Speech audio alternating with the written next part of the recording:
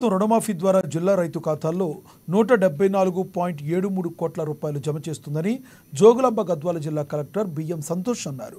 రాష్ట్ర ముఖ్యమంత్రి రేవంత్ రెడ్డి రుణమాఫీ నిధులను విడుదల చేయగా జోగులాంబ గద్వాల జిల్లా కలెక్టర్ కార్యాలయంలోని సమావేశ మందిరం నుండి జిల్లా కలెక్టర్ బిఎం సంతోష్ అధ్యక్షతన లబ్ధిదారులైన రైతులు, వ్యవసాయ, సహకార శాఖల అధికారులు, బ్యాంకర్లు ప్రత్యక్ష ప్రసారం ద్వారా కార్యక్రమాన్ని వీక్షించి ముఖ్యమంత్రి సందేశాన్ని తిలకించారు. ఈ సందర్భంగా అధికారులతో కలిసి జిల్లా కలెక్టర్ లబ్ధిదారులైన పలువురు రైతులకు రెండో విడత రుణమాఫీ సంబంధించిన చెక్కులను అందజేశారు.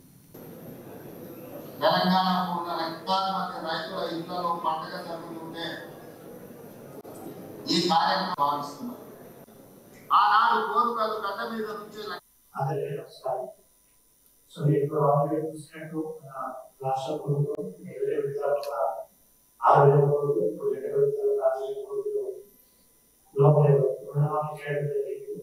అదేవిధంగా మన జిల్లాలో కూడా ఫస్ట్ ఫేజ్ లో మొదటి విడతలో దాదాపు మనకి 144 క్రోర్స్ అండ్ 24,826,398 రైతులకి బెనిఫిట్ అయింది ఈ లోన్. ఇప్పుడు రెండో విడతలో మనకి దాదాపు ఈ రెండో విడతలో 1,00,000 నుంచి 1,50,000, సో 1 lakh నుంచి 1.5 lakh.